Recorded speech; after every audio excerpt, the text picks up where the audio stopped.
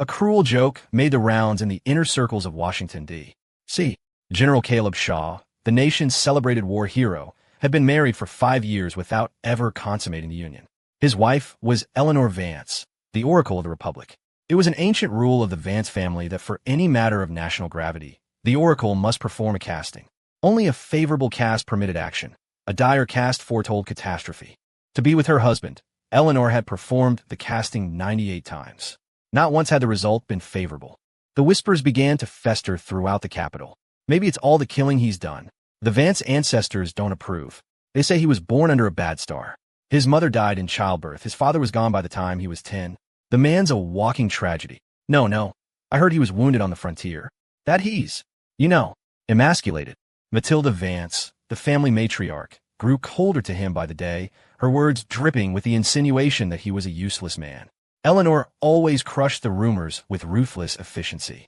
She once staged a 7-day hunger strike in the family's private sanctum, forcing the old woman to back off. For the 99th casting, Caleb slipped into the Vance sanctum, hiding his presence in the heavy shadows of the rafters. He couldn't let Eleanor suffer for him anymore. He palmed a small, weighted gold piece, ready to nudge the antique tokens before they settled, to force a favorable cast. Incense smoke hazed the dim, hallowed room.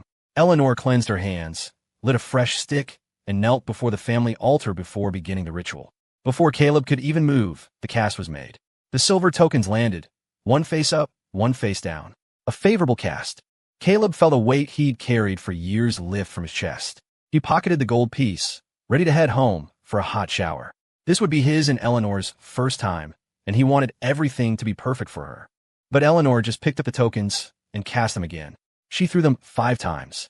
Each time, the result was the same, a favorable cast. From the rafters, Caleb watched in utter confusion. Then, Eleanor pulled a small, framed photograph from her robes. The man in the picture was handsome, with an ethereal grace and eyes full of deep, tender emotion. She stared at the image for a long time. "Julian," she whispered, "haven't you seen enough of the world yet? Don't you miss me at all?" Her gaze returned to the tokens on the floor. For a long moment, she was frozen, a battle raging within her. Finally, she leaned down and, with a delicate touch, flipped one of the face-up tokens over. Favorable became dire. As she rose, she murmured to herself, "Julian, please come back soon. It's been 99 times. I can't hold on much longer." So that was it. The incense smoke stung Caleb's eyes, a sharp, burning pain. He clenched his fists until his knuckles were white. The heavy door creaked open, then shut. He heard Eleanor's voice just outside. "Take the chilled green juice I made to the general." The maid was silent for a moment. Everyone in the household knew what that meant. It was for cooling the blood, for calming passions. Another dire cast. "The general looks so strong," one maid whispered to another as they walked away. "He doesn't seem like the type who can't perform. Do you really think he's cursed?" Caleb's mind was a maelstrom. When he finally came to his senses, his face was cold and wet. Rumors have a life of their own. One time, people ignore it. Twice is a coincidence. But 99 times? No one in the capital remembered Caleb Shaw, the war hero who had crushed the Northern Coalition and secured the frontier. They only knew Caleb Shaw, the impotent curse man. The sky opened up, and a torrential rain began to fall. Caleb walked numbly through the streets of D.C. The Shaws had defended the Republic for generations.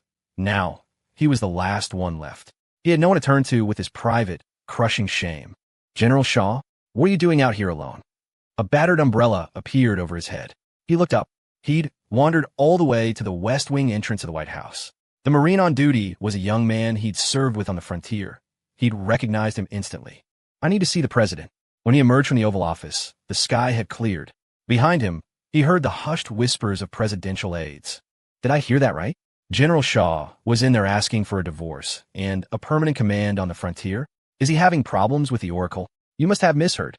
Everyone in D.C. knows how much he adores his wife. He'd never leave her." "Yeah, you're right. I must be mistaken. 10 years ago, when the frontier was collapsing and we had no one left to send, the old traditions demanded the Oracle be sequestered for life to pray for the Republic's salvation. General Shaw was only 14, just a kid. He volunteered for the front. He spent 5 brutal years out there, a living hell, and won an impossible victory. He saved her from that fate. Of course, everyone knows they're the capital's golden couple. Remember their wedding 5 years ago? It was the event of the decade. The celebration went on for a month. 3 years ago, when a Northern Coalition agent poisoned him, she defied everyone and saved him with a series of life-threatening blood transfusions, pulling him back from death's door. Just last month, I heard that Matilda Vance's nephew was mocking the general behind his back, calling him emasculated. Eleanor supposedly took a letter opener to the man right in front of her own grandmother and declared that anyone who slandered her husband would be dealt with personally. By her. Listening to them, Caleb's lips twisted into a bitter smirk. The irony was thick enough to choke on. Yes, everyone knew he and Eleanor Vance were the perfect, devoted couple. Childhood friends who would die for each other. During his 5 years on the frontier, it was her letters, full of love and longing, that had given him the strength to endure. He never imagined that during those same 5 years he was bleeding for her, she had fallen in love with her cousin, who was living at the Vance estate. He remembered the letter she'd sent him about it. My cousin has come to stay with us. He looks so much like you, Caleb, but his family has fallen on hard times, and he's so thin. Seeing him made me think of the hardships you must be facing on the frontier. My heart aches for you. Stay safe. I'll be waiting for you here in the capital. From then on, a new name appeared in their letters, Julian Croft. Julian pulled my hair today. He's so infuriating. Julian taught me how to build a kite today. He knows so much about everything. He hadn't been without suspicion. But when he returned triumphant, Eleanor was waiting for him at the city gates, dressed in a stunning red gown. Her eyes were filled with nothing but adoration and a deep, swirling affection for him. The doubts in his heart slowly dissolved. Only today did he learn the truth. She had been saving herself for her cousin all along, letting him be consumed by the whirlpool of rumor and ridicule. As the Vance Oracle, she can never leave the capital. The president's words echoed in his mind. If you take a permanent post on the frontier, you may never see each other again. The decree will be issued in 5 days. If you change your mind, come and see me anytime. Caleb looked toward his Georgetown residence, his voice firm as granite. No regrets. He stepped through his front door, the bone-deep chill of the rain soaking through his uniform, his cape plastered to his body. His aide, Leo, saw him from a distance and called out happily, "The general's back." Before the words had even faded, the sound of hurried footsteps came from within. Eleanor rushed out, grabbing his ice-cold hand in both of hers. She seemed to want to warm his entire body with the heat of her palms, her voice thick with worry and heartache. "Caleb, where have you been? Why are you such a mess? Come, let's get you into some dry clothes before you catch a cold." "I'm fine," he answered softly, his voice devoid of any emotion. He gently pulled his hand away. "I was at the White House." Eleanor seemed preoccupied and didn't ask why he'd gone. She just called for hot water and brought him a clean towel to dry his face. Caleb reached out and pulled her into his arms. His large hand cradled the back of her head, and he crushed his mouth down on hers. He kissed her hard, and a tremor ran through Eleanor's body. 5 years of marriage, never consummated. Caleb had always restrained himself, never wanting to put her in a difficult position. This was the first time he had ever been so forceful. All the intense love, all the soul-crushing deception, melted into that one kiss. All Caleb knew was that he needed a release, or he would go insane. The metallic taste of blood in his mouth only fueled his fervor. Eleanor made small, muffled sounds of protest beneath him. Normally, he would have stopped, but this time, all he wanted was to drag her to the bed and punish her. A single, scalding tear fell onto his hand, and in an instant, all his anger and desire vanished. His touch caused her this much pain. "Forget it. I'm sorry. I overstepped," he said, his voice raw and hoarse. "You should go." Eleanor clutched her clothes and hurried out of the room. The icy water from the well couldn't extinguish the fire of humiliation and rage in his heart. Bucket after bucket of cold water cascaded over his head, and memories flooded his mind. His mother had died the day he was born. He was practically raised by Matilda Vance. Back then, Eleanor was a delicate thing who cried at the drop of a hat. He would hide her favorite silk flower just to watch her panic, then produce it like a magician, grinning triumphantly. He'd secretly draw a clumsy little turtle on her calligraphy paper and laugh as she chased him around the courtyard, their joy startling the birds from the trees. He always made her cry, yet she was always stuck to his side, calling him Caleb this and Caleb that. They hid on the roof together to watch the stars. She once kissed him while he was sleeping, whispering that she would marry him when they grew up. From that moment on, the little crybaby had taken up residence in his heart. On their wedding day, he had prepared the most lavish ceremony the city had ever seen. The willful little girl had instantly transformed into the image of a perfect, devoted wife. But he always felt there was an invisible veil between them. Now, he finally understood. The little girl who once promised to marry him had fallen in love with someone else during the years she was supposed to be waiting. A warm drop slid from the corner of his eye. He couldn't tell if it was water or a tear. Caleb, now dressed, was leaning against the chaise lounge, lost in thought, a phantom chill still clinging to him from the rainy night. Eleanor entered carrying a tray with a steaming mug of hot tea. She placed the white porcelain mug gently beside him. "Drink this while it's hot, my love. It'll ward off the cold." Caleb didn't drink. He just stirred the liquid with a small spoon, watching the ripples spread. He spoke suddenly, his voice flat. "Did you get a favorable cast today?" The room fell silent. Eleanor didn't answer for a long time, her face pale. Finally, she whispered 2 words. "I did not." Caleb raised his eyes and looked at her, his gaze as clear and cold as ice, seeming to pierce through all her pretenses. A flicker of guilt crossed Eleanor's face, and she instinctively avoided his stare. "I know you are a man of strong appetites. I have not been able to fulfill my duties as a wife. Perhaps I should find some other women to serve." The spoon stopped moving, clattering against the porcelain with a sharp crack. "The Vance Oracle's lineage is tied to the fate of the Republic. Since we remain unable to be together, perhaps you should." The words "marry someone else" were on his lips when a voice from outside cut him off. "General, the matriarch requests your presence." Eleanor's brow furrowed instantly. In recent years, her grandmother had become obsessed with the Oracle's lineage. A summons now could only mean trouble. "I'll go with you," she said, her tone leaving no room for argument. "That's not necessary. I don't need a little girl to protect me." Caleb tried to step around her, but she grabbed his hand, tugging playfully at his sleeve. "Please, let me come.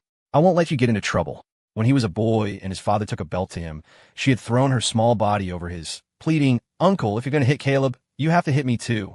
The memory was a dull ache in his heart, a pain without a clear source.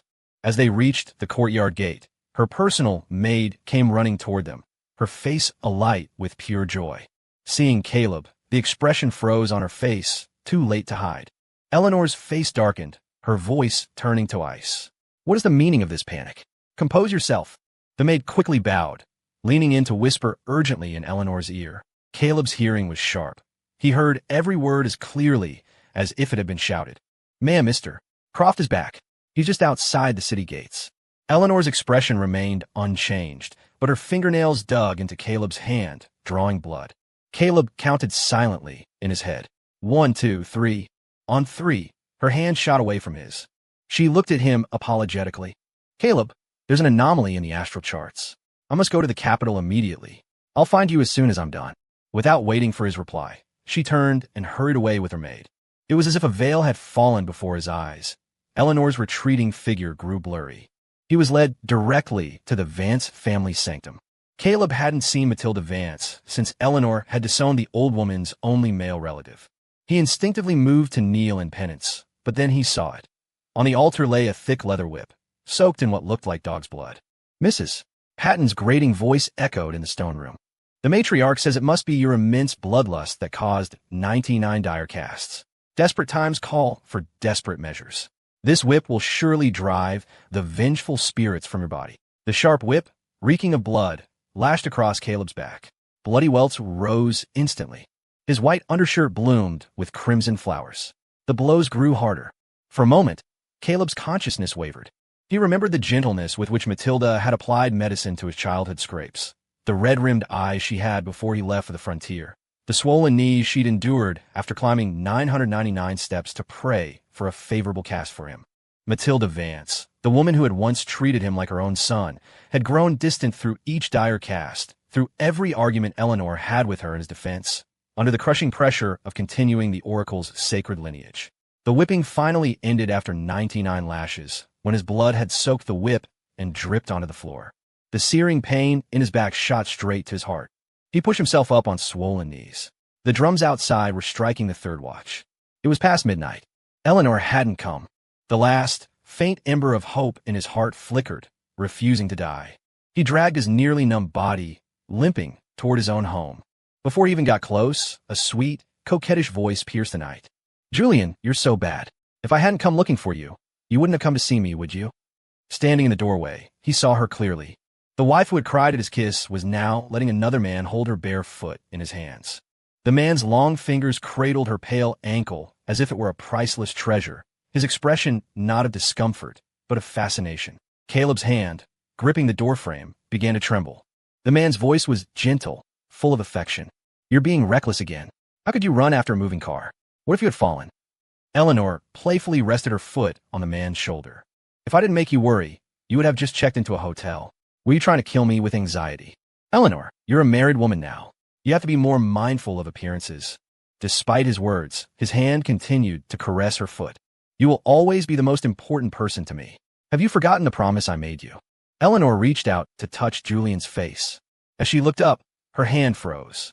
Caleb was standing in the doorway, a silent specter. He had no idea how long he'd been there. Her hand hung in midair, her coy expression replaced by sheer panic. Caleb, when she saw the blood soaking through his clothes, she immediately tried to stand to check his injuries, but her foot was still in Julian's grasp. For a moment, she was completely frozen. Caleb forced himself to stand straight. "Is the astral anomaly resolved?" Eleanor was stunned. She quickly pulled her foot back, answering guiltily, "Yes, it's all taken care of." She rushed to him barefoot. "I'm sorry. My cousin had nowhere to stay, so I went to pick him up and was delayed. My grandmother, she's getting old. Her actions are erratic. Don't take it to heart." Caleb was about to speak when Julian swept Eleanor off her feet and sat her in a nearby chair, kneeling before her as if no one else existed. "Running around barefoot again. You'll get a stomachache if you catch a cold." Faced with this blatant provocation, Caleb showed no reaction. "With the herbal tonic Julian makes for me, I'm not afraid of anything." A small smile played on Julian's lips as he patted her head affectionately. The two of them were enclosed in an invisible bubble, with Caleb left far on the outside. He couldn't watch anymore. He turned and, carrying all his pain, walked back to his own quarters. Leo was pacing anxiously in the courtyard. Seeing Caleb, he rushed over. When his hand touched Caleb's back and came away slick with blood, and he saw the vicious whip marks, rage ignited in his eyes. "Matilda Vance has gone too far. General, you've put up with so much because she raised you, but now she dares to have you beaten like this? You're the hero of the Republic. How dare they? I'm going to go settle the score." "Leo, stand down." Caleb gritted his teeth against the pain, calling him back. Leo fetched the first aid kit, carefully cleaning and dressing the wounds. Seeing the raw, torn flesh, even Leo, a man who had survived the horrors of the frontier with Caleb, felt his eyes burn. "General," his voice was choked with emotion, "if your father knew you were suffering like this, he'd be turning in his grave." Caleb clapped him on the shoulder, his voice quiet but resolute. "Pack our things. We leave for the frontier in 5 days." Leo's head snapped up, his eyes shining with a brilliant light. But the light faded as quickly as it came, replaced by worry. "But, by tradition, since you married the Oracle, you can never." "I've requested a divorce from the president." Leo stared. Then a wave of immense joy and relief washed over him. He almost jumped. "Really? That's fantastic. I've been going stir-crazy in this tiny city where you can't even gallop a horse. The Oracle hasn't been close to you, for years anyway. Otherwise, how could she let you sleep alone for 5 years? His words came in a rush, filled with long-suppressed excitement. He was right. Even Leo could see it clearly. Eleanor was no longer the little girl who had clung to him. Only he had been blinded by love. "Eleanor," he thought, "if you didn't love me anymore, why did you marry me?"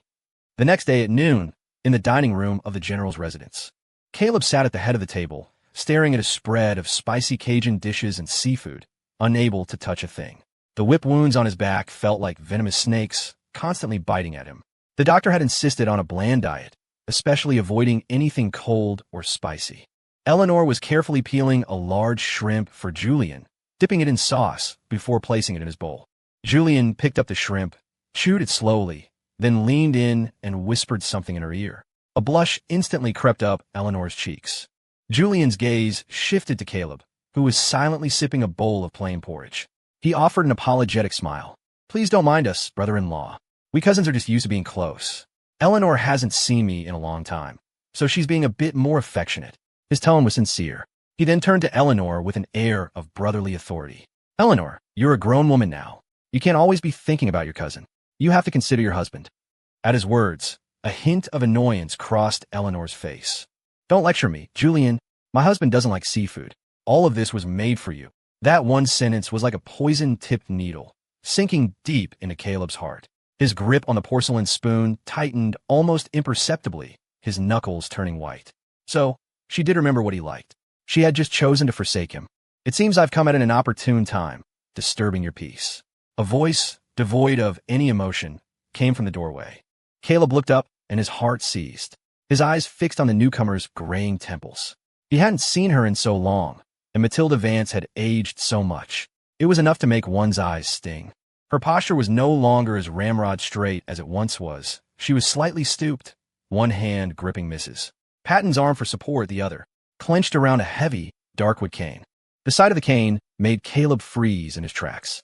Before he could move, a slender figure had already stepped past him to greet the old woman, bowing deeply. "Aunt Matilda, I'm back." Matilda helped him up, her tone softer than Caleb had heard in years. "It's good that you're back. It's good." Her gaze then swept coolly over the frozen Caleb, lingering on his pale face for a second before moving away with indifference. She sat down, aided by Julian. At the table, Julian was a model of respectful humor, thoughtfully serving Matilda and regaling her with tales of his travels. He managed to bring a rare, genuine smile to the old woman's face. When she heard Julian was still unmarried after all his wandering, the smile faded, her expression becoming unreadable. She looked up, her eyes first darting to Caleb's grim face. Then she smiled at Julian. "Caleb has always spoiled Eleanor, which is why she has no manners. She's a married woman now. It's not proper for you to stay here in the general's residence. After this, pack your things and come back to the Vance estate with me. I am your only living elder, and it is my duty to help you find a suitable wife." Eleanor's face fell instantly. "Mother," she interrupted sharply, "this is the general's home.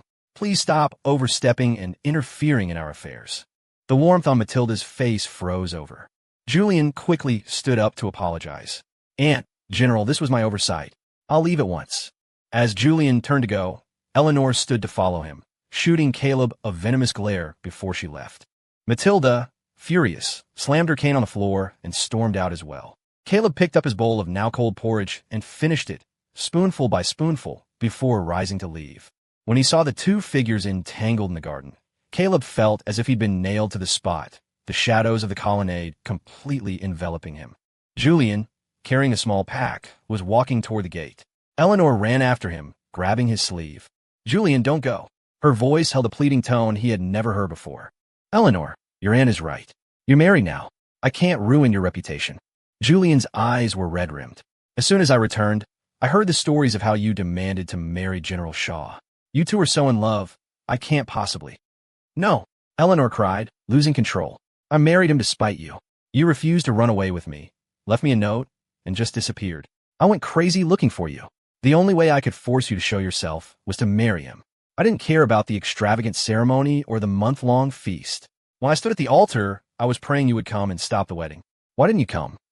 She sobbed, pounding on Julian's chest until he pulled her into his arms. Every word was a shard of ice, stabbing precisely into Caleb's heart. What he thought was mutual love had been nothing but a one-man show. Julian held Eleanor tightly, murmuring, I'm sorry. I didn't know you suffered so much for me. I'm just a common man, but he's the great war hero of the Republic. Everyone said you were a match made in heaven. How can a firefly dare to compete with the sun?" Before he could finish, Eleanor stood on her toes and kissed him. It was a kiss full of longing and love. Julian held her tighter, responding with equal passion, oblivious to the world. After a long time, Eleanor, breathless, confessed her deepest secret. "All these years, I've secretly been changing the favorable casts to dire ones. I never let him touch me. For 5 years, I've saved myself for you. What does it matter if he's a war hero? In my heart, from start to finish, there has only ever been you." "Eleanor." Julian cupped her face and bent down, kissing her deeply once more. Caleb stood there, feeling the blood freeze in his veins. The pain from the whip on his back was gone, because his heart was already numb, shattered into dust. During the annual Statesman's Gala, the whole of D.C. witnessed an unbelievable sight. The Oracle, who had always been the picture of devotion to her husband, was openly strolling through the ballroom on the arm of another man. The two were shamelessly drinking from intertwined glasses, while her husband, General Shaw, sat at his table with a grim face, doing nothing to stop it. Perhaps the rumors are true. The general really is impotent. Why else would he allow this? It's a pitiful situation. If it were any other woman, it would be one thing. But he married the Oracle. Her lineage has guided the Republic for 9 generations. The nation can't be without an Oracle, can it? Looks like they're planning on using a surrogate. With all the blood on Shaw's hands, heaven would never allow a jinx like him to have an heir. The slanderous whispers were like 1,000 needles piercing Caleb's mind. His head throbbed. He stood and walked out to the garden for some air, drinking alone under the moon. You have remarkable composure, General, to remain so calm even after all this. Caleb looked up. Julian stood before him, wearing the smug look of a victor. He held a bottle of wine and sat down opposite Caleb without being invited. Now that you know Eleanor's true feelings, why not let her go? Or are you, as the rumors suggest, afraid of people finding out? His mocking gaze lingered on Caleb's groin, instantly igniting his fury. What if I do know her feelings? Caleb's voice was low and dangerous. She was the one who came to me demanding marriage. She was the one who petitioned the president for the decree. What does it matter if we never consummate it? As long as I don't let her go, she is and always will be a Shaw. Julian poured a glass of wine and offered it to him. Caleb slapped it out of his hand. Unfazed, Julian poured a glass for himself and drank. I admit, I felt inadequate in your presence, but she was willing to defy the heavens themselves to save herself for me. It's clear that in her heart, you are nothing. Nothing. Julian's words were the sharpest of daggers, shattering what was left of his dignity. Once upon a time, that little girl had looked up at him with pure adoration. Caleb is the greatest man in the world. Now, that same person was grinding his pride as a man into the dirt to fuel her lover's triumph. The last flicker of light in his eyes died completely. Seeing his silence, Julian stepped closer, his posture more aggressive. Today, I'll make you give up all hope. In that instant, Caleb felt his entire body go weak. A wave of heat surged from deep within him. Across from him, Julian's face was also flushed. He hadn't drunk the wine. His eyes fell on a small sachet tied to Julian's belt. The drug wasn't in the wine at all. Julian, almost simultaneously, Eleanor came running from a short distance away, followed by 7 or 8 high-class escorts. Eleanor. Caleb reached for her sleeve. Eleanor, I don't feel well. Slap. A sharp slap struck Caleb across the face. Caleb Shaw, I never knew you were so despicable. You drug Julian and then hire these women to ruin him. I didn't. I would never do something like this. You believe him over me? Caleb clutched his cheek, looking at her in disbelief. Don't you dare accuse Julian. He didn't say a word. The security guards caught these women, and they confessed you hired them. Eleanor's face was etched with disappointment. Julian has been by my side for years. He just returned to the city. We were a little close, and you pull a disgusting stunt like this. Caleb, I am so disappointed in you. Eleanor, I was drugged too. I'm suffering too, can't you see? Caleb's heart felt like it was cracking into pieces as he watched her cradle Julian, whispering comforts. But Eleanor only had eyes for Julian, not sparing Caleb a single glance. General, I found a doctor. Leo came running back, practically dragging a man behind him. The doctor checked both men's pulses and confirmed they had been given a powerful aphrodisiac. If it didn't find a release, their bodies could go into shock. Ma'am, I'm begging you. Please help the general. Leo fell to his knees, banging his head on the ground, the sound echoing with desperation. Insolence. Eleanor's voice was frigid. Without a favorable cast, forcing the union will bring disaster upon the Republic. Are you prepared to take responsibility for that? Julian was already losing control, his hands roaming over Eleanor's body. Leo finally understood. He shot to his feet, blood streaming from his forehead, his expression fearsome.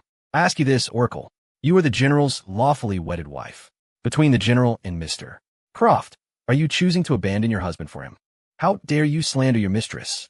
Men, drag him away and lock him up. My love, she said, turning her attention from Caleb. It's not that I'm cruel. You have always cared for the safety of the Republic. Surely you wouldn't want to bring calamity to our people by forcing this union. The heat in Caleb's body was overwhelming. His vision was tinted red, and every ounce of willpower he had left was focused on suppressing the drug's effects. He forced out one last question. Eleanor, are you sure you want to go with him? You were the one who set this trap. I am merely atoning for your sin. Julian's lips were already tracing a path down her neck. She turned to the escorts and commanded coldly, serve him well. You'll be handsomely rewarded. Before she could finish, Julian swept her up into his arms and carried her into the nearest room. Soon, the sounds of a woman's breathless moans drifted out. It took all 7 women to drag Caleb back to his room. They descended on him like vultures, tearing at his clothes.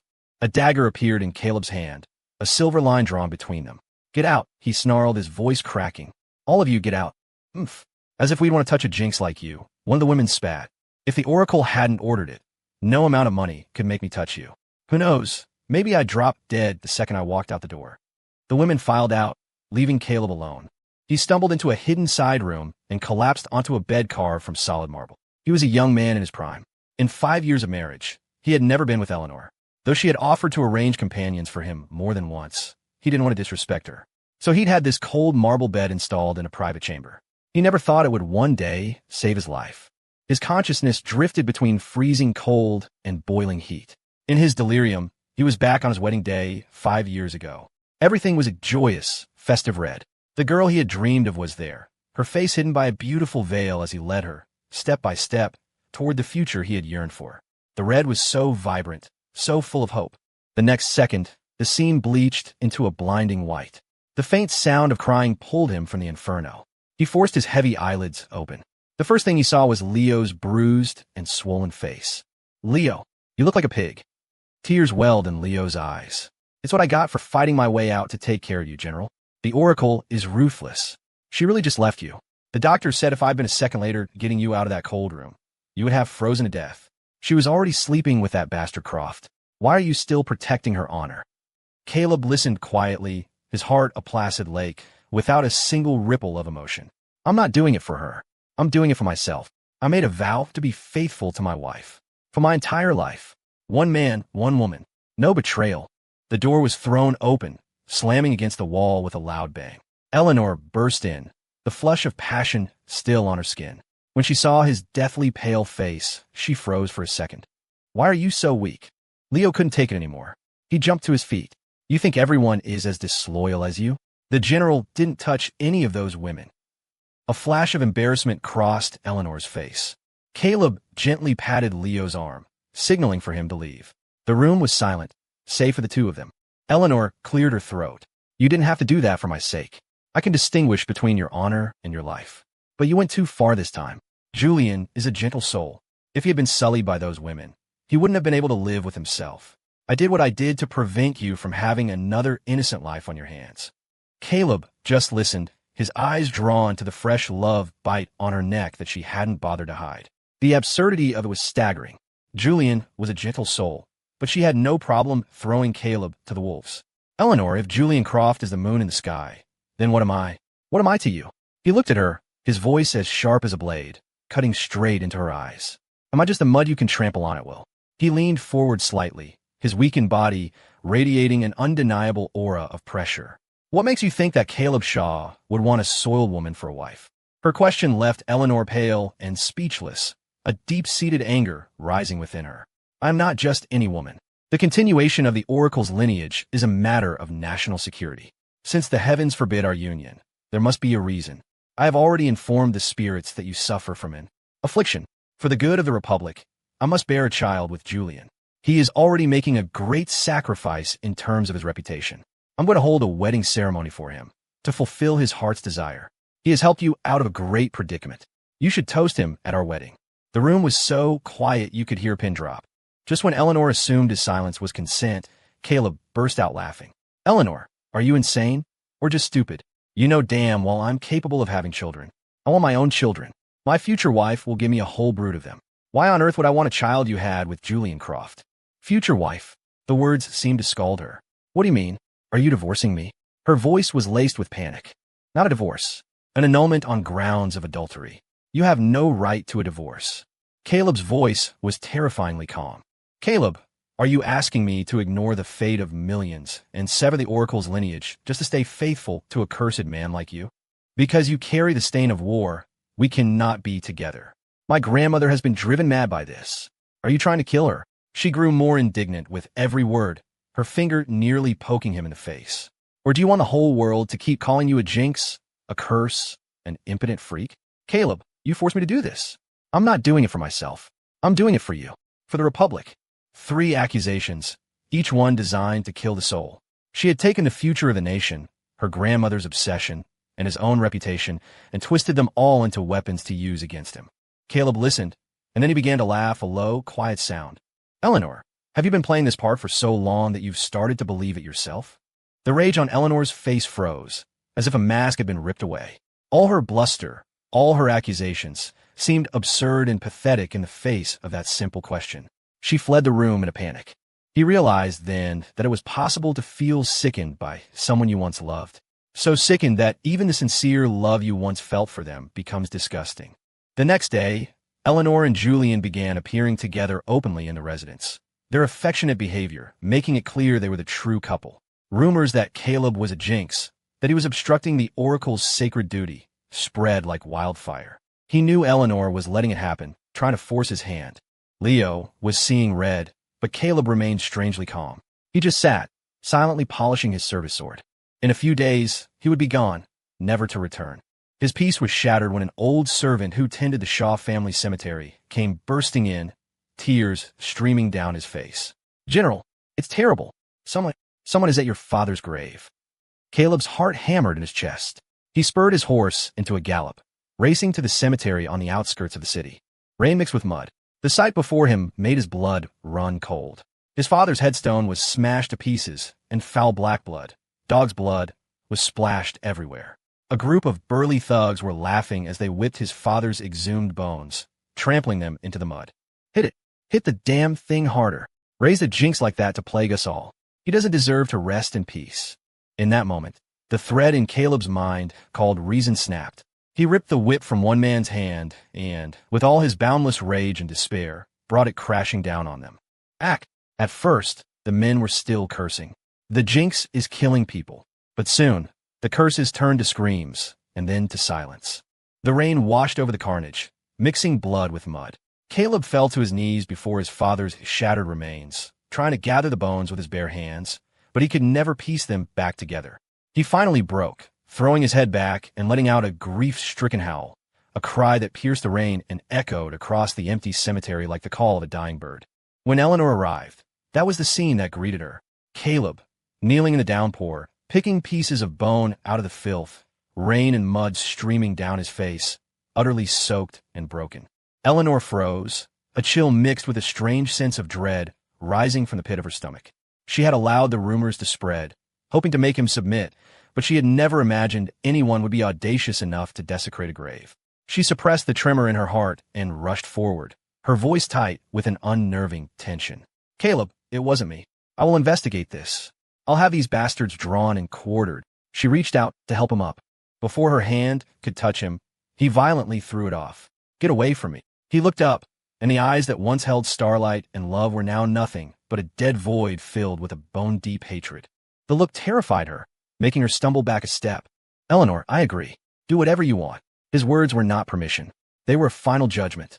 Eleanor's first reaction wasn't the thrill of victory, but the suffocating feeling of an icy hand squeezing her heart. She finally managed to stammer, I'll find out who did this," before fleeing in terror. The Vance estate began to fill with lanterns and red silk in preparation for the wedding. Eleanor personally ordered that the ceremony must be far grander than when she had married Caleb. Her Julian had been wronged, and she would do everything in her power to make it up to him. Silk flowed like clouds, red banners like fire. The entire estate was cloaked in an air of extreme celebration. Looking at the blinding red everywhere, Eleanor felt an emptiness in her heart. She kept seeing Caleb's dead, emotionless eyes. Not even flying kites with Julian could quell the agitation within her. She began to micromanage every detail of the wedding, trying to fill the void with frantic activity. In contrast to the chaos outside, Caleb remained in his own quiet courtyard, grinding herbs for a medicinal balm. Mrs. Patton, Matilda Vance's housekeeper, arrived. This time, there was none of her usual arrogance. She curtsied respectfully and asked Caleb to come to the matriarch's chambers. As he approached the door, he heard the sound of a cup shattering, followed by Matilda's voice, sharp as ice. "So, all these years, you've been defying me not to protect Caleb, but because you blame me for driving Julian away. You were taking revenge on me." Mrs. Patton looked mortified and was about to announce him, but Caleb calmly pushed the door open and walked in. Seeing him enter so suddenly, the anger on Eleanor's face froze, replaced by a tide of shock, panic, and humiliation. "Caleb," she began, trying to explain that she had just been speaking in anger, but Caleb didn't even glance at her. He walked past her and sat down beside the matriarch, waiting silently for the old woman to scold him. "You're a general of the Republic. Are you just going to let her make a mockery of everything? A surrogate pregnancy? It's utterly absurd." Caleb looked up, his gaze sweeping over Eleanor's flustered face. He spoke softly. The oracle is merely thinking of the Republic's future. Matilda's eyes shifted to Caleb. So you're saying you agree? Eleanor held her breath, looking at him nervously, 1,000 arguments against his refusal ready on her tongue. However, Caleb just calmly raised his eyes and said 2 words, his voice flat. As she wishes. Matilda stared at him, knowing exactly what his reaction meant. This wasn't compromise. It was complete and utter abandonment. The last spark of light in the old woman's eyes died. She waved her hand wearily, said nothing more, and hobbled back to her inner room with her cane. Caleb stood up and left without a moment's hesitation. Watching the 2 resolute figures depart, Eleanor was consumed by a massive sense of panic. She could feel something vital slipping away from her life, at a speed that was irreversible. At the door, Caleb was handing the freshly made bomb to Mrs. Patton. The matriarch's leg gives her trouble. I won't be around to look after her anymore. You all must take good care of her. You won't be around? Where are you going? Eleanor, a step behind, had overheard him. Caleb had no desire to speak to her and turned to walk back to his residence. But on a strange impulse, Eleanor followed him, chattering non-stop until they reached his gate. Caleb Shaw, what are you talking about? Caleb, are you saying you won't visit the Vance estate anymore? Are you breaking off all ties with me? Caleb ignored her, his long strides carrying him forward. Caleb, my Caleb, wait for me, won't you? His footsteps stopped. A single dewdrop fell into a pond, sending out tiny ripples. 5 years apart on the frontier, 5 years of marriage. It had been almost a decade since Caleb had heard Eleanor call him that. Eleanor came to stand before him, her eyes holding a trace of her girlhood coyness. You're a grown man. Don't be so childish. When you're dealing with Julian in the future, you can't be so willful. Caleb's heart was dead silent. Eleanor continued. Julian told me he admires the soldiers who defend our country. Could you arrange a position for him in the military? If you promise not to cause him any trouble in the future, I will. She seemed to find the words difficult to say. I will serve you well. My child with Julian will be a Shaw. You can teach our son to ride and shoot. Julian's skills are not as good as yours. Bang! The courtyard gate slammed shut, leaving Eleanor standing there rebuffed. Caleb Shaw, you'll regret this. She stomped her foot and left. Tomorrow was the day Caleb would leave. It was also the day Eleanor would marry Julian. Caleb sat in his empty room. Before him were 2 large trunks, filled with all the gifts Eleanor had given him over the years. A simple rattle from childhood, the ceremonial cap from his coming of age, the dagger she gave him before he left for the war, the jade pendant from after their wedding. He threw them into a brazier, and they were quickly consumed by flames. All that was left was a single, exquisite wooden box. Inside were all the letters Eleanor had written him during his 5 years on the frontier. At the beginning, they came daily. By the end, it was just a few lines every few months. He tossed them in the fire one by one. The wind scattered the ashes. What are you burning? Eleanor, the bride-to-be, had appeared at his door. Nothing. Just some old things I no longer need. Caleb didn't look at her, his voice seeming to come from a great distance. Eleanor didn't know what was wrong with her. When Julian had appeared before her in his wedding attire, her mind was filled with images of Caleb. On her first wedding day, her only thought had been whether Julian would show up. She hadn't paid much attention to Caleb at all. But now his image was etched in her mind, impossible to forget. Caleb, I've already received a favorable cast. Before he could respond, she continued. You see, the moment I decided to have a child with Julian, the tokens turned favorable. Even the heavens have shown that he is your good luck charm. After our union tomorrow, we can pick an auspicious day for us, too. You can live here, he can live at the Vance estate, and you two can get along. Caleb's stomach churned. He looked at the woman before him with scrutiny, finding her utterly, laughably absurd. He turned, walked back in his courtyard, and shut the gate. Eleanor, he thought, 3 is a crowd on the path of love. Staring at the closed gate for a long time, Eleanor summoned her personal maid. Find some rare and interesting items to be sent to the General daily, especially books on military strategy. He loves those. The maid answered tremulously, Ma'am, I think the General is truly angry this time. He wouldn't actually divorce you, would he? Eleanor was silent for a moment, then said firmly, Don't be ridiculous. Caleb has already agreed, hasn't he?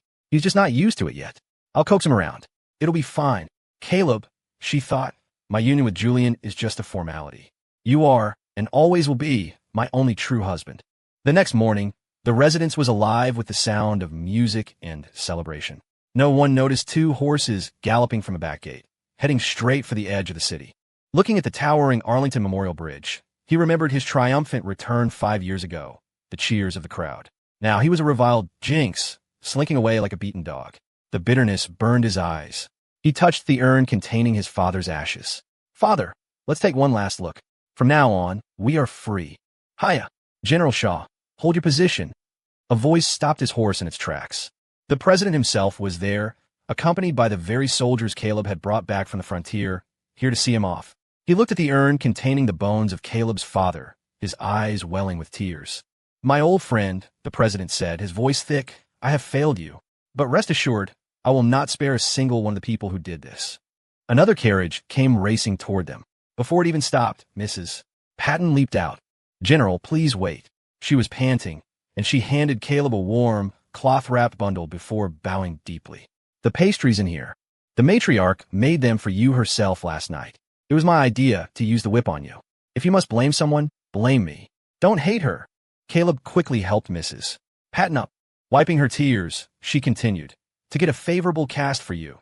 The matriarch has been copying sacred texts with her own blood every day for over a year.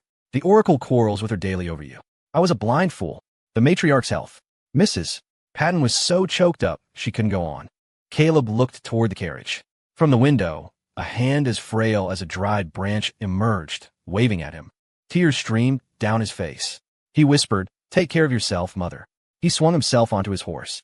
With a sharp neigh, the horse bolted out of the city. The president watched Caleb's retreating figure, his heart filled with emotion. This was his old friend's only son. He had wanted to keep him in the capital, to ensure him a life of peace and prosperity. He never imagined he would drive him back to the frontier, likely never to see him again. Back at the general's residence, there was chaos. The auspicious hour was approaching, but the bride was missing. Today was supposed to be the culmination of years of longing. But as Eleanor looked at the red lanterns filling the estate, she felt as if her heart had been wrapped in paper, suffocating and dark. Taking a breath, she found she had unconsciously wandered to Caleb's courtyard. They had met when they were 4. She had lost count of how many times she had been here. Eleanor, remember to come play with me early tomorrow. A young boy with a ponytail stood at the gate, looking at her reluctantly. Okay, I'll be here bright and early. She reached out to take his hand as she had as a child, but her fingers met only the cold wood of a closed gate. A single thought screamed in her mind. She had to see Caleb. She reached for the gate, but a hurried voice called from behind her. Oracle, the carriage is here. You must get in. The groom is waiting. Her maid pulled her toward the main hall. She glanced back at the peach branch reaching over the courtyard wall, thinking, as soon as the ceremony is over, I will come find him. The hall was draped in red silk, filled with guests. Julian led Eleanor down a brocaded runner while maids scattered petals before them. May the new couple join hands and hearts for eternity, the master of ceremonies announced, and the hall erupted in cheers. Julian was beaming. So what if Caleb Shaw was a war hero? In a little while, he'd have to toast him like an obedient subordinate. Eleanor could only be his. A few observant guests whispered, this is quite a grand wedding, but neither Matilda Vance nor General Shaw is here. This whole thing is just for show, isn't it? By the time they reached the second bow of the ceremony, the entire room had caught on. Julian's face fell. Panic seized him, and he barked, what are you waiting for? Bring the matriarch out here. Only then did Eleanor realize that her grandmother and Caleb were both absent. A terrible premonition crept over her. A presidential decree. The oracle, Eleanor Vance, will receive it, an official announced in a loud, clear voice. Julian's gloom instantly vanished. Eleanor had told him Caleb would arrange a position for him, but he never dreamed the president would issue the decree on his wedding day.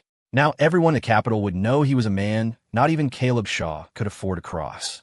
By order of the President of the Republic, the oracle, Eleanor Vance, and her husband, General Caleb Shaw, married for 5 years, have for due cause not consummated their union. As Miss Vance has found love elsewhere, General Shaw has requested a divorce. In recognition of his service, I hereby grant his request, dissolve the marriage contract, and return both parties to their single status. General Caleb Shaw is reinstated to his command and will henceforth guard the northern frontier. So decreed.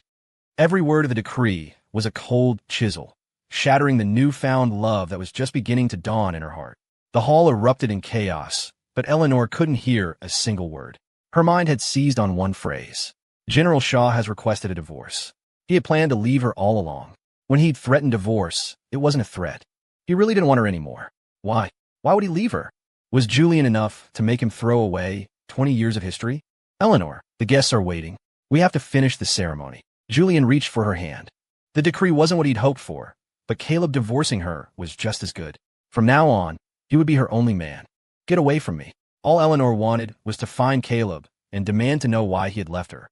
She shoved Julian aside and, ignoring his shocked expression, ran toward Caleb's residence. The old wooden doors couldn't withstand her fury, groaning on their hinges. "Caleb Shaw, get out here!" she screamed into the empty courtyard. "On what grounds did you divorce me? I already explained to you. My union with Julian is just a formality. It's all for the good of the Republic. Why can't you be more understanding?" Her only answer was the wind. She threw open the door to his room. There was no trace of him left. Fragments of memory began to connect in her mind. She stumbled to the peach tree. The brazier was cold. Among the ashes were a few unburnt scraps of paper. "Your brother, Caleb." It was from her letters to him. He had treasured every single one, keeping them safe in a box. He didn't even want those anymore. Immense panic crushed the last of her anger. Just then, her maid came running in. Oracle, the general, and Leo left on horseback this morning, heading for the Arlington Bridge. Before he had even left the D.C. area, Caleb sensed a large group of riders approaching at high speed. He and Leo immediately prepared for a fight. The first thing they saw was a military banner bearing a single, bold, "Sir, it's the Shaw Division. They've come for us." Leo was ecstatic.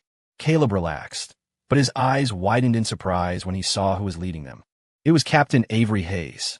He hadn't seen her in 5 years. She was no longer the quiet, scholarly girl he remembered. Clad in armor, she had the bearing of a true commander. 10 years ago, she had disguised herself as a man to follow him to the front lines, a constant source of trouble. He never thought she'd grow into such a capable soldier. The troops reached them in a flash. Avery swung down from her horse, her eyes burning bright as she looked at him. "Are you sure this is what you want? Really leaving?" Caleb smiled. "You brought this many troops into the capital? Are you planning a coup?" Avery's playful demeanor vanished, replaced by a deadly seriousness. "If you want to stay, we will level this city to get you justice. If you want to leave, 10,000 of your loyal soldiers are here to take you home." His eyes burned. It was like he was back on the battlefield, the young girl handing him the standard. After 10 long years, when he was covered in scars, someone had finally offered him the sharpest form of protection. "All right, let's go home." His words brought the old Avery back. She galloped her horse in happy circles around him. With a wave of her hand, every soldier dismounted and knelt, their voices a single, thunderous roar that shook the very foundations of the city. "Welcome home, General Shaw. Welcome home, General Shaw." Eleanor arrived on horseback just as the dust was settling, only to see the backs of Caleb and Avery riding side by side. Panicked, she fell from her horse, scrambling after the resolute red shadow of his uniform. "Caleb!" Several dark figures dropped from the shadows, blocking her path. "The Oracle cannot leave the capital. Please return at once." "Caleb, don't go. Let's just talk," she screamed, her voice breaking. In the distance, the figure paused for an infinitesimal moment, then spurred his horse on without a second glance. His silhouette grew fainter at the end of the road, like a fading sunset. "Let me through." Eleanor struggled like a madwoman, but the agents held her fast to the ground. She dug her fingers deep into the dirt, dragging herself forward with all her might, the gravel tearing her fingertips, leaving bloody trails in the dust. "Caleb, I really did get a favorable cast," she murmured to the empty road, the last of her strength draining away with the words. The flagstones of the White House driveway were cold and damp. Eleanor had been kneeling there for 3 days. Passing staff whispered, "The Oracle forced General Shaw away so she could be with her cousin, and now she's begging the president to reverse the divorce decree." How shameless. The words were like needles in her heart. 1,000 emotions churned within her, finally coalescing into one heavy word: regret. Mr. Huang, the president's chief of staff, approached with an umbrella. A spark of hope ignited in Eleanor's eyes. "Mr. Huang, please, let me see the president." Rainwater streamed from the edge of the umbrella. "The president has instructed me to ask you a question, Oracle. If you can answer it, you may see him." The president asks, "Do you remember the vow you made to him when you petitioned for the marriage decree all those years ago?" Eleanor froze. Back then, her only thought had been to use the grand wedding to force Julian out of hiding. Her eyes had been scanning every corner for him. She hadn't paid attention to anything else. Seeing her blank expression, Mr. Huang sighed and turned to leave. In the pouring rain, Eleanor desperately struck her own head, trying to remember, but there was nothing. She was eventually carried back to the Vance estate. The blood transfusions she had given Caleb had left her with a persistent cough. The rain triggered a high fever, and the cough returned with a vengeance. No amount of medicine seemed to work. Finally, a doctor discovered that Julian had been brewing her medicine incorrectly. Julian showed no remorse. This prescription is deliberately torturous. The process is so complicated, the timing's so strict. You have to wake up before dawn and can't leave its side for a second. Who can possibly do that? The doctor, fed up, glared at him. Just because you can't do it doesn't mean you can slander my prescription. General Shaw brewed it for her for 3 years. She only needed 1 more month of treatment to be fully cured. Now we have to start all over again. Julian bristled at the comparison and was about to argue further. Eleanor's weak voice came from the bed. Cough, cough. Everyone, please leave. I need to be alone. Julian's expression changed instantly. Eleanor, I'm so sorry. I didn't realize it would affect the potency. I thought it was all more or less the same. Eleanor waved a tired hand. Let the servants handle these things from now on. You've worked hard enough. Go and rest. When the room was quiet again, Eleanor stared blankly at the ceiling. She had never known that the medicine she had been taking for years was brewed for her by Caleb, who woke before dawn every day to do it. She had taken it for granted. Now that she thought about it, she hadn't had his medicine since the day Julian arrived. A violent fit of coughing racked her body, bringing tears to her eyes. She pounded her chest.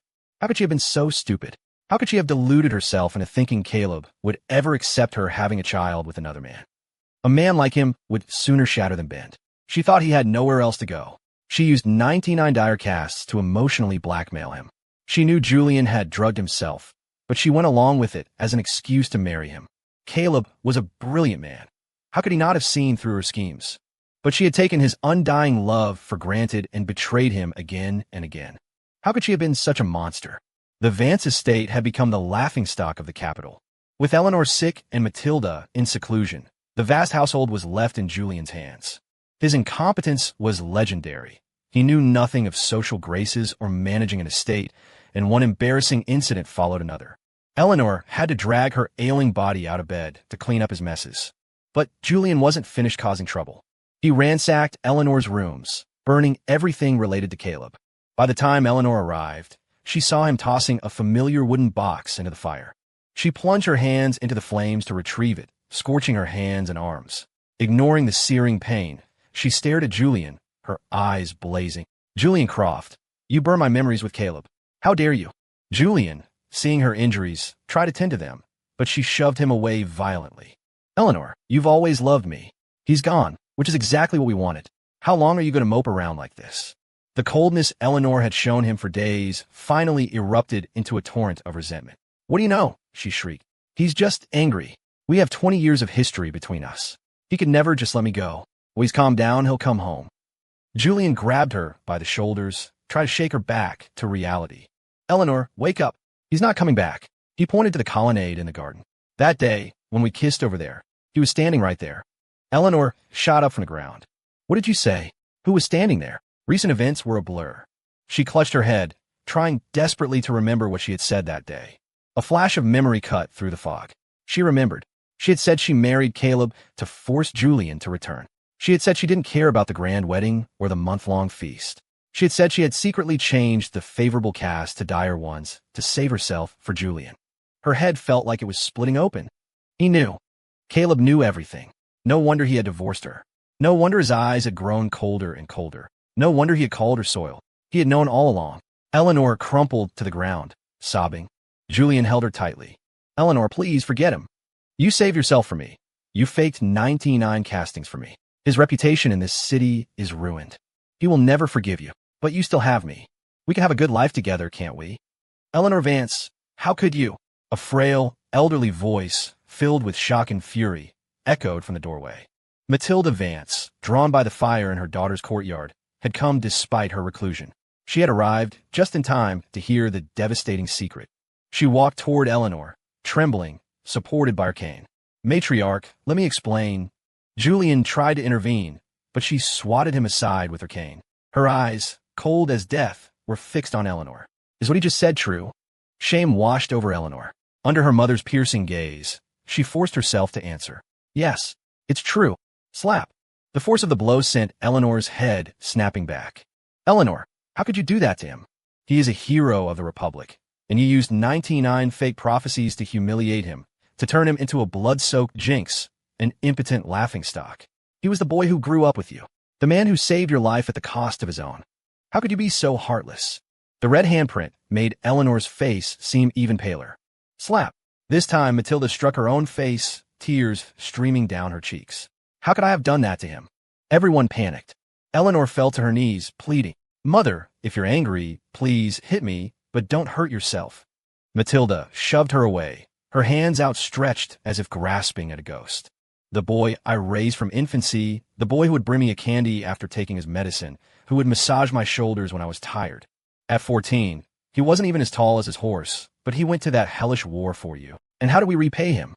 You deceived him, you humiliated him, you betrayed him. And I hated him, I resented him, I had him beaten. She pounded on Eleanor with her fists. We both deserve to go to hell. The words seemed to be torn from Matilda's very soul. Julian, annoyed by the constant praise of Caleb, stepped forward to intervene and shoved the old woman to the ground. Matriarch, Eleanor married him for my sake. She didn't love him, so of course she wouldn't sleep with him. You can't blame her for that. Shut up. Eleanor wished she could strangle Julian. One truth after another tore through Matilda's heart. She couldn't take any more. A mouthful of blood erupted from her lips. Mrs. Patton rushed to her side, looking at Eleanor with profound disappointment. Oracle, you have made a terrible mistake. The matriarch has been copying sacred texts with her own blood for over a year, praying for your union. Her body was already at its breaking point. For one man, Julian Croft, how much more are you willing to lose? Is he really worth it? Eleanor knelt, defeated. She had been regretting her choices for a long time. After 3 days in a coma, Matilda Vance finally woke up. Eleanor, who had been keeping vigil outside, tried to rush in, but Mrs. Patton blocked her path. Oracle, the matriarch has said that in this life, she will not see you again, in life or in death. The word struck Eleanor like a bolt of lightning. She staggered back, barely able to stay on her feet. In life or in death, she whispered, the words like hot coals in her throat. She had lost Caleb. Now, she was losing her mother, too. She wandered back to her courtyard like a ghost. The wooden box of letters lay in the mud, its lid missing. The letters were scattered everywhere, stained and soiled. She carefully cleaned them and, by the light of the moon, began to read. She knew the battlefield was dangerous and grueling, but Caleb's letters never mentioned it. He always shared the small wonders of the frontier. He wrote, Eleanor, I never knew the wind could have such a temper until I came here. It chapped my face raw. He wrote, Eleanor, today we crossed a river that seemed to dance. The ice cracked and tinkled like it was playing music for it. He wrote, Eleanor, I found a white ermine. It looks just like you. I hold it at night, so I don't get cold. There were so many letters toward the end, their wax seals still unbroken. She hadn't even opened them. He wrote, Eleanor, you haven't written in a long time. Is something wrong? He wrote, Eleanor, I miss you. And in the very last one, he wrote, Eleanor Vance, if you have fallen in love with someone else, I will wish you well. But if you still love me, will you wear your wedding dress for me on the day of my triumphant return? A wave of regret, sharp as a surgeon's scalpel, sliced open her chest. He had given her a choice. When he returned victorious, he had been filled with so much hope. When he wrote those words, how careful he must have been, how much he must have wagered on that one question. And what had she done? She had greeted him with a sham proposal, answered him with 5 years of coldness and 99 fake prophecies, and finally, crushed his heart completely by planning to have a child with another man. Ard, a scream of pure agony tore from her throat. She clutched the letter to her heart and stumbled back into her room. She picked up a pen and began to write a reply, 5 years too late. One cold winter morning, Matilda Vance, her hair undone, walked barefoot across the frosted flagstones of the Capitol, her hoarse voice echoing through the city. I of the Vance family have failed in my duties as a mother. My daughter, Eleanor Vance, for her own selfish desires, falsified the sacred castings and destroyed the reputation of the war hero, General Caleb Shaw. I beg His Excellency to deliver judgment upon us. Within half a day, the scandal had spread through every street and alley. The entire government was in an uproar. The president was furious, issuing a formal reprimand. If not for the Vance family's 9 generations of loyal service, he would have had her executed. The people, feeling duped, were enraged. Those who had slandered Caleb were filled with guilt. No one could believe that the oracle, always a symbol of fairness and integrity, could do such a thing. Her credibility was destroyed. No one trusted her anymore. The title of Oracle, revered for 9 generations, was now meaningless. The guilt was too much for Matilda Vance to bear. 2 days later, she passed away. In her hand, she clutched the bomb Caleb had made for her. With her family's legacy in ruins, reprimanded by the president, despised by the people, her lover gone and her mother dead, Eleanor's mind finally snapped. In that moment, she wished for nothing more than for Caleb to be by her side. She called her maid. Send word to the frontier. Inform the general of the matriarch's passing. He was always her favorite, she thought. He will surely come back. The maid's eyes darted away. Finally, she had to force the words out. The matriarch's final wish was that General Shaw not be informed of her passing. She said he was not to return for the funeral. The words slammed the door on Eleanor's last hope. The night was black as ink. Caleb lay on the endless plains, feeling the solid, forgiving earth beneath him. The farther he got from D.C., the vaster the world seemed. The stale air of suppression he had breathed for years was finally cleansed by the crisp, clean air of the plains. The grass rustled beside him as Avery Hayes lay down. The last time I watched the stars with you was the day you came back to the capital. To celebrate our reunion, I got you a present. She pulled a small box from her coat and handed it to him with great solemnity. A warmth spread through Caleb's chest. They had been out of touch for so long, yet she had come for him and even brought a gift. He opened the box eagerly. A loud croak echoed through the camp. In the split second it took him to realize what it was, Avery was already gone. Avery Hayes, I'm going to kill you. Caleb shot up and chased after her retreating figure, leaving a poor frog lying on its back, its mouth tied shut so it could only make muffled gurgles. Matilda Vance's funeral was a sea of white. Eleanor, exhausted in body and soul, sought a moment of peace. In a secluded part of the rear courtyard, she heard hushed, angry voices from behind rockery. 100 gold bars? Are you trying to rob me? The man's voice was venomous. Now, Mr. Croft, let's not be hasty. The scarred man spat on the ground. You're the one who came to us. You said if we smashed the Jinx's father's grave and made a huge scene, you could drive him out of the city. You guaranteed the Oracle was sick of him and wouldn't investigate. That's the only reason my boys took the job. The blood in Eleanor's veins froze. Julian had hired the men who destroyed General Shaw's tomb. But what now? There are bounties on our heads all over the damn country. If I wasn't smart, I'd have been caught and quartered by now. This 100 bars is survival money. You might have the money, but I doubt you'll live to spend it.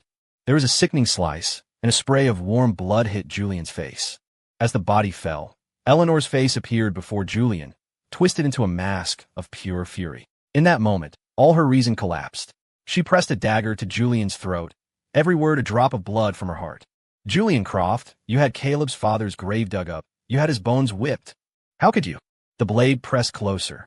Julian's face was white with terror. He struggled, but she was too strong. Just as he thought he was about to die, Eleanor relented. I won't kill you. I'm going to keep you alive. That way, when Caleb came back, he would know she wasn't the one who destroyed his father's grave. He would have to forgive her. But she never imagined that Julian would escape during the chaos of the estate. When she finally found him in the countryside, he was standing next to another woman, whose belly was slightly swollen. She had people investigate, and the truth shattered her. Julian hadn't left all those years ago because of Matilda's disapproval. He had fallen for another girl and run away with her. He hadn't returned to the capital for Eleanor, but because the girl's family had found them and rejected him. They had planned to meet in D.C. after eloping separately, but Eleanor found him first. Seeing her devotion, he and the girl had hatched a plan. He would marry Eleanor, and then the girl would show up with their marriage certificate. As the first wife, Eleanor would be forced to accept her. The entire Vance fortune would be theirs. The shame was unbearable. Eleanor drew her sword to cut the woman down. Julian shielded her. Don't you dare touch my wife. Eleanor bit her lip so hard it bled. Julian, I have treated you nothing but kindly. Your parents died. I took you in. I treated you like family. Why would you plot against me? Julian pushed Eleanor away, retreating with the woman. Eleanor, who do you think you are? You were married to Caleb Shaw and still wanted to sleep with me. Have you no shame? Besides that fool Caleb, who would want to be trapped in this gilded cage with you. You say I plotted against you? Did I ask you to save yourself for me? Did I teach you how to fake the castings? Did I force you to spread rumors that Caleb was a jinx? I was trying to find a way to escape and find my wife, but you wouldn't let me leave. You insisted on marrying me. I didn't plot against you. You walked right in my trap. Only then did Eleanor realize how foolish, How utterly laughable she had been. Regret washed over her, drowning her completely. Shut up. Shut up. Her head pounded. She didn't want to hear another word, but he was like a broken dam, determined to unleash all his pent-up fury. You knew perfectly well I drugged myself, but you slept with me anyway because you thought you finally had leverage over him. You thought you could finally marry me. You are a stupid, hypocritical woman. I'll kill you. Eleanor raised her sword, wanting nothing more than to tear him to pieces. Swish! An arrow shot through the air, knocking the sword from her hand. Federal marshals. On order of the president, everyone stand down. Agents surrounded them, grabbing Julian and his wife. You can't take them. Eleanor tried to stop them, but was shoved to the ground. Interfering with a federal investigation is a capital offense. Still think it a high and mighty oracle. The lead agent pushed her hand away and slapped her hard across the face. Eleanor Vance, you're disgusting. When you begged the president for the marriage decree, you swore an oath. Only Caleb Shaw for all your life. One man, one woman. Turns out you were lying to him from the very beginning. General Shaw fought and bled for you on the frontier. He almost died for you countless times. He came back from hell itself. You had no right to do what you did to him. With that, they turned and left. Eleanor reached out, trying to grasp at something, but her hands closed on empty air. General, another letter from the capital. Seeing the familiar handwriting, Caleb felt a flicker of something in his heart. He wanted nothing to do with Eleanor, but the news of his divorce had apparently caused a massive scandal. Information kept finding its way to him. He knew Eleanor was now the oracle in name only, that Julian Croft had been executed for treason and fraud. The president had personally issued a commendation honoring him and his father, and no one would ever dare call him a jinx again. He tossed the letter into the fire, unopened, and gave orders that no more of Eleanor's letters were to be brought to him. Perhaps she regretted it, but what did that have to do with him? Caleb Shaw, are you in there embroidering something? If you don't hurry up, you're going to miss the meteor shower of the millennium. A cheeky voice called from outside his tent. Avery Hayes, you got a death wish. Caleb emerged from the tent, a whip in his hand. The sound of Avery's pleas for mercy echoed throughout the camp. Brother, my dear brother, please spare me. For years past in this playful, boisterous peace. The stone streets of D.C. echoed with the familiar clatter of hooves. Caleb stared at the imposing architecture, a flicker of disbelief in his eyes. He had never thought he would set foot in this city again. Daddy, a small voice interrupted his thoughts. Why isn't Mommy coming into the city with us? Caleb pulled his daughter close, tapping her nose. Last time she passed through the capital without visiting. She made your grandfather very angry. We'll go ahead first. Once you've charmed him, he certainly won't be mad at her anymore. Another cockier voice chimed in from the side. Mommy's talent for annoying people is still top-notch after 4 years. Caleb sighed. His children were a matched set. His daughter, quiet and gentle. His son, a carbon copy of Avery, already a notorious hellraiser on the frontier at the age of 4. As the carriage passed a tavern, a commotion erupted outside. A drunken figure was shoved out onto the street. Who's that? Getting kicked out again? You don't know? That's the Oracle, Eleanor Vance. Ever since General Shaw divorced her 4 years ago, she's been drunk like this every day. Serves her right. The words drifted clearly into the carriage. Caleb's hand, resting on his sword, tensed for a moment, then relaxed. He calmly drove the carriage on, leaving the wreck of a woman behind. Eleanor staggered to her feet, clutching a bottle. She murmured to the empty air, her voice broken. Caleb, I wrote so many letters. Why? Why didn't you answer a single one? Heavy snow began to fall. The streets emptied as people hurried home. A father lifted his son onto his shoulders, making the boy giggle. Up we go. Let's go find Mommy. Eleanor watched them disappear into the blizzard, her vision blurring. If she hadn't done those foolish things, her and Caleb's child would be about that age now, wouldn't they? The snow fell, blanketing her solitary figure, muffling her silent sobs.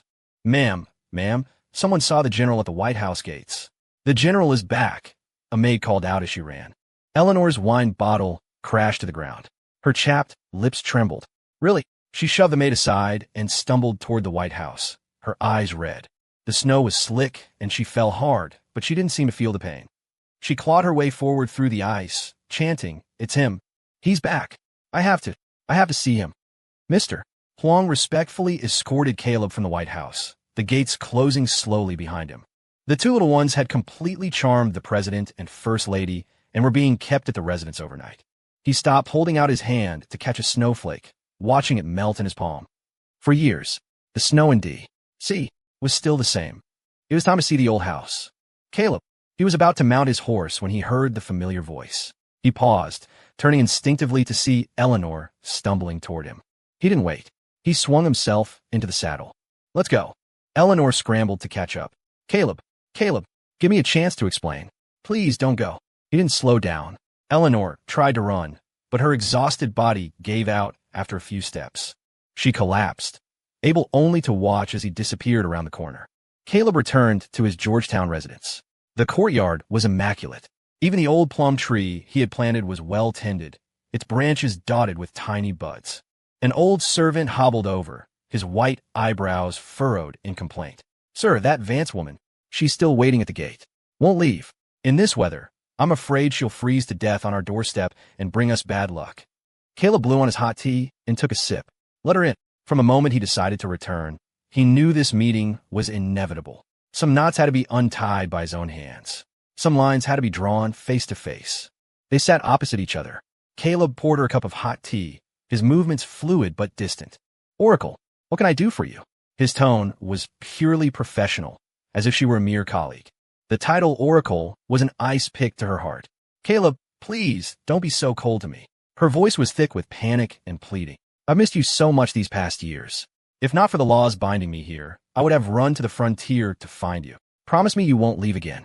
Hit me, curse me, punish me however you want. Just please, don't let me lose you again. It hurts too much. Caleb listened, his expression unchanged. He raised his own cup and took a slow sip. If that is all you came to say, then I have heard you. You may leave. Sensing he was dismissing her, Eleanor panicked. Caleb, let me explain.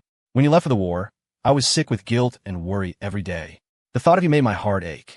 And then I saw Julian. He looked so much like you. He was just a boy, but he was so thin and frail. It made me think of you, and how you must be suffering on the frontier. I took him in. I spoiled him. I showered him with affection. I felt like it was a way to atone for my guilt over you. I gave him everything he wanted because I couldn't bear the thought of you being in pain. And over time, she couldn't bring herself to say the rest. But they both knew. She had missed him, so she found a replacement. She projected all her longing and guilt onto Julian. And in the years she was waiting for Caleb to return, she had fallen in love with the proxy. When the real man returned, he became a pawn in their emotional game. She married him to lure Julian back. She defended him only as a way to punish her mother for driving Julian away. Even the final favorable cast was just a tool to prove Julian was a good luck charm to secure him a position. He remembered that day, hiding in the rafters, watching her whisper her longings to Julian's photograph. He was so devastated he nearly fell, and she had been pleased with herself for once again managing to save herself for the man she truly loved. Caleb closed his stinging eyes. When he opened them, they were calm again. Eleanor, I have already divorced you. I am not interested in how you fell in love with Julian Croft. No, I never loved him, Caleb. I never wanted to be separated from you. I just hadn't understood my own heart. He was an obsession. You were the one I always loved. You are the man I knew since I was a child that I would spend my life with. I've had so many dreams where I didn't change the castings, where on our wedding night we... Eleanor, Caleb's cold voice cut her off. Perhaps, after marrying Julian, you realize you didn't love him as much as you thought. But what does that matter now? If I had stayed, how long would it have taken for you to realize you loved me? Not him? 2 years? 20? A lifetime? If I had stayed, you would have run to him when you felt passion and come to me when you felt a flicker of guilt. You would have enjoyed being fought over by 2 men. But I already waited for you for 5 years. Why should I waste the rest of my life waiting to? You're only upset because my leaving ruined your little fantasy of having it all. Eleanor, from the first moment you changed a favorable cast for Julian Croft, there was no longer any possibility for you and me. He gestured to the door, but Eleanor scrambled to grab his hand. Caleb, I was wrong. Give me one more chance to make it right. You can't just go to the president and divorce me without a word. You didn't even give me a chance. It's not fair. Caleb flung her hand away, a bitter laugh on his lips. Eleanor, you can't possibly think that after I discovered you didn't love me, I was supposed to grovel, to beg you for an explanation. Before I came back, I considered that you might have changed. You used to speak only my name. Then your letters became filled with his. I gave you a choice. You could have chosen not to marry me. I went to war for you, for my family, and for my country. But you should never, ever have used my love for you as a tool to manipulate another man. You should never have turned our wedding into a stage for your melodrama. Eleanor, what right do you have to say you love me? What right do you have to ask me for fairness or for another chance? Caleb's voice remained calm, but each word was a steel blade driving into her heart. She collapsed under the weight of his questions, the color draining from her face. She opened her mouth to speak, but there were no more excuses left. Do you hate me that much? Speak only my name. Then your letters became filled with his. I gave you a choice. You could have chosen not to marry me. I went to war for you, for my family, and for my country. But you should never, ever have used my love for you as a tool to manipulate another man. You should never have turned our wedding into a stage for your melodrama. Eleanor, what right do you have to say you love me? What right do you have to ask me for fairness or for another chance? Caleb's voice remained calm, but each word was a steel blade driving into her heart. She collapsed under the weight of his questions, the color draining from her face. She opened her mouth to speak, but there were no more excuses left. Do you hate me that much? You won't even give me a single chance. Caleb looked at the broken woman before him. Eleanor, I don't hate you. Hating someone takes too much energy. I just wish for us to have no more contact, in this life or the next. No more contact. The 4 words were a final sentence, crushing her completely. Her mother, and now her husband, wanted nothing to do with her, even in death. A bitter laugh escaped her lips. She staggered out of the residence, the winter wind colder than the ice in her heart.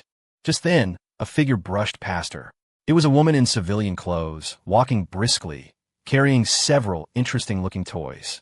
She had a bright smile on her face and walked straight into the residence. Eleanor glanced back, a flicker of recognition in her mind. The old servant who had cursed Eleanor rushed to greet the woman with a joyful smile, leading her inside before turning back to glare at Eleanor and slam the gate shut. Eleanor didn't think much of it. It was probably one of Caleb's officers, here to discuss military matters. The winter cemetery was quiet and desolate.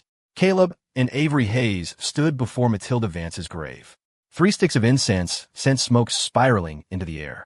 Caleb looked at the headstone, his voice gentle, as if speaking to a beloved elder. Mother, this is Avery Hayes, my wife. He paused, a genuine warmth in his voice. She treats me very well. We have a beautiful son and daughter. I'm happy now. You can rest easy. Avery leaned against his shoulder, her tone light. Old lady, you made a lot of mistakes, but seeing as you did everything you could to clear my husband's name in the end, I'll forgive you on his behalf. Caleb nudged her gently with his elbow. Stop fooling around. But he knew her disrespectful words were exactly what he wanted, but could not say. He had truly forgiven the woman who had been both a mother and a tormentor to him. The sound of frantic footsteps broke the silence. Eleanor rushed toward them, her hair a mess, her breath coming in ragged gasps. Caleb. Her words died when she saw his hand intertwined with Avery's. Who are you? Get your hands off him. Eleanor stared at their joined hands, her voice like ice. Avery didn't let go. She leaned further into Caleb, playing the part of a delicate maiden. He's my husband, and I'd thank you to stay away from him in the future. You're lying. I don't believe you. The words seemed to shatter Eleanor's sanity. She lunged forward to tear them apart. Avery feigned to stumble, falling back into Caleb's arms. Eleanor's gaze shot past her, fixing on Caleb, her voice a final, desperate plea. Caleb, she's lying, isn't she? You're not married. Tell me you're not. Caleb silently pulled Avery closer, their hands clasped tight. She's my wife. I have been married for a long time. Their entwined hands were a searing flame, incinerating the last of Eleanor's reason. No, she shrieked like a dying animal, clawing at them. You're lying. We were together for 20 years. You love me so much you would have died for me. You could never love anyone else. Her answer was a sharp, stinging slap from Avery. I've been wanting to do that for a long time. Avery snapped. The man I cherish more than anything in the world, and you let him suffer so much. The force of the blow sent Eleanor sprawling to the ground. All right, that's enough. We're a gravesite, Caleb said, and Avery stopped. Caleb looked down at her coldly. Whether you believe it or not, I have found the love of my life. You need to let go. They turned and walked away, their figures perfectly matched against the snow, as if they were born to walk side by side. Watching the man who should have been hers walk away, a mad cocktail of jealousy, despair, and possessiveness surged through her, consuming all reason. Her bloodshot eyes stared after them, a curse on her lips. Caleb, you are mine. I will never let anyone take you from me. Never. Back at the now empty Vance estate, a maid rushed in, holding a document from the Public Records Office. Ma'am, we found it. The Federal Registry shows General Shaw is not married. Eleanor snatched the document, her eyes scanning it over and over, her voice suddenly light and cheerful. I knew it. I knew he couldn't have stopped loving me. He just found some soldier to make me jealous. Quickly, go to the sanctum and bring me the 9 advanced medals of service. As the maid hurried away, Eleanor clutched the document tightly. Caleb, my love, this time I will treat you right. The president's birthday gala was in full swing, a picture of harmony and celebration. The music was elegant, the laughter infectious. The joyous atmosphere was shattered by an uninvited guest. Eleanor Vance, who had been a recluse for years, suddenly appeared. She was wearing the wedding dress she had worn for Caleb. Her hair was elaborately styled, but couldn't hide her gaunt face or the manic gleam in her eyes. The entire hall fell silent. The president's face darkened. The assembled dignitaries held their breath. Eleanor ignored them all. Her eyes were locked on Caleb, who was seated beside the president. She walked toward him, her gaze never leaving his face, her voice a terrifyingly gentle whisper. Caleb, my love, I've come to marry you. The hall gasped. Caleb was stunned. Eleanor knelt before the president, holding up a velvet tray. On it rested 9 heavy, gleaming medals. The Vance Medals of Service, symbols of her family's 9 generations of loyalty to the Republic. Your Excellency, she said, her eyes wild with a desperate plea. I know my sins are unforgivable, but today I offer my family's entire legacy in exchange for one thing. That you rescind your previous decree and sanction a new marriage between me and Caleb. Her voice echoed through the hall, laced with a destructive obsession. This time, I swear on the souls of my ancestors, I will not fail him. The president remained silent, his face like thunder. Someone was trying to steal his son-in-law right in front of him. His own daughter had waited years for Caleb, refusing all other suitors. Now that she was finally married, this woman had the audacity to try and take him back. A small boy beside Caleb spoke, his voice full of confusion. Grandpa, is that lady trying to marry my daddy? The words were a thunderclap. Eleanor's head snapped up. Her blood ran cold. The boy's face was the spitting image of Caleb as a child. You are. She was speechless, a horrifying possibility dawning on her. She shook her head in denial. Impossible. It's impossible. I checked the public records. There's no marriage on file. A cold snort came for the president. Why would his marriage be in the public records? His file is in the National Archives, sealed with our family's private records. He married my daughter, the 7th princess of the Republic, Avery Hayes. The world spun. Eleanor's mind went blank. He hadn't been lying. He really had married someone else. He really didn't want her anymore. Crash. The tray fell from her hands. The 9 medals struck the marble floor, shattering with a sound that was both sharp and final. The day Caleb's family left D.C., the long, hard winter finally broke. Sunlight, absent for so long, bathed the snow-covered streets in a warm glow, like a rebirth. At the gates of the White House, the 2 children tearfully hugged their grandfather, who was also red-eyed, repeatedly telling them to visit often. After saying their goodbyes, the carriage carrying the family of 4 drove out of the city that held so much joy and pain. At a street corner, a painfully thin figure hid in the shadows. Eleanor watched the carriage disappear, her eyes filled with a regret so vast that all the oceans of the world could not wash it clean. She knew that the only light in her life had just been extinguished forever. Sometime later, a book titled The Shaw Legacy was quietly published, eventually spreading to every corner of the Republic. It not only detailed General Shaw's military achievements, but also painted a vivid picture of life on the frontier, the bravery of the soldiers, and the small, human details often overlooked by history. The writing was sincere and full of reverence. Through its pages, the people came to truly know their guardian. No one knew who the author was. Only she knew that she had left the capital and was living in anonymity, using the rest of her life to walk the war-torn roads he had walked, and to write, word by word, the penance he no longer needed, but which she was compelled to complete.